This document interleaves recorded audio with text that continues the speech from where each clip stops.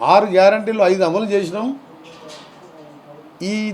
దీన్ని కూడా 2 lakhs కూడా చాలామంది చేసే అవకాశం ఉన్నా ఆన్ టైం కట్టాలి. కాబట్టి మీరు చేసిన పాపాలకు దోసుకోవడానికి 7 లక్షల కోట్లు అప్పు చేస్తే దానికి 26,000 కోట్లు పే చేయడంలో ఆలస్యమైంది. ఈ లోపల ఎలక్షన్ కోడ్ వచ్చింది.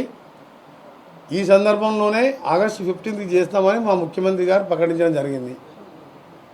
దానికి ఏదో ఈయన పార్టీ అధ్యక్షుడు అన్నట్టు, లేకపోతే పార్టీలో ఈయన పెద్ద లీడర్ అన్నట్టు, 5 ఏళ్ళు 10 ఏళ్ళ అధికారం ఉంటే ఈయన ఒక మామూలు ఎమ్మెల్యే తప్ప కేసీఆర్ తప్ప ఎవరిని నడవలే. కలుతుంది ఆఖరి సంతోష్ రావంతది కూడా నడవలేన.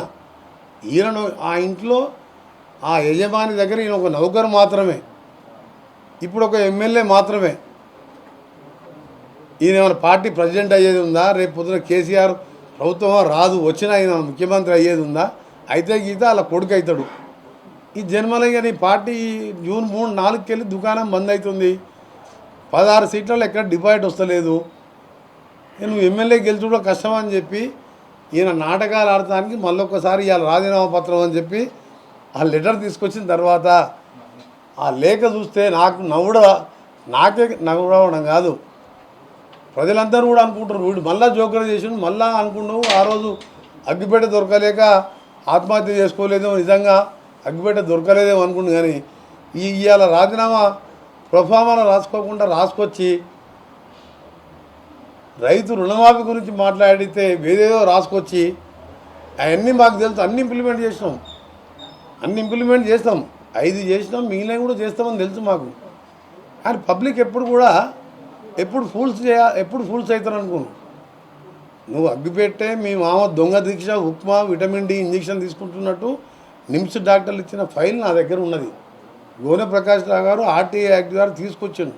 దాంతో 30 ఏళ్ళు బతకొచ్చు. మీ చరిత్రలో మీ కుటుంబమే, నీ పార్టీనే మోసాల పార్టీ, అవినీతి పార్టీ. మా దగ్గర కౌన్సిల్ చైర్మన్ సుఖేందర్ రెడ్డి గారు పెద్ద మనిషి చెప్పిండు, మినరల్ వాటర్ అమ్ముకుని ప్లాంట్ పెట్టి ఉప్పల్లో బతికే ఓ టీఆర్ఎస్ లీడర్ ఇవాళ 5,000 కోట్ల ఆస్తి వచ్చింది. కానీ ఇండైరెక్ట్గా జగదీష్ రెడ్డి పేరు చెప్పి మీ కౌన్సిల్ చైర్మనే చెప్పాను. మొత్తం దోపిడీగా పాలన అయితే ఆయన మీద ఒక మాట్లాడే ధైర్యం లేదు. ఇవాళ ప్రజలను ఫూల్ చేయడానికి మళ్ళా వచ్చిన హరీష్ రావు, నేను ఇప్పటికెళ్ళి మేము హరీష్ రావు అని పిలవం, అవులేష్ రావు అని పిలుస్తాం. నీకు మైండ్ నీకు ఇంకా పెరగలే, బాడీ పర్సనాలిటీ పెరిగింది. ప్రొఫార్మర్ తీసుకొచ్చి ఇచ్చిపో. లేకపోతే ఒకటే చెప్తున్నా లాస్ట్ పాయింట్, మీ మామ మీ పార్టీ యజమాని, నీకు యజమాని మీ మామ కాదు. ఓ మేనల్లుని సొంత బిడ్డనిచ్చిన అల్లుని కూడా కాదు.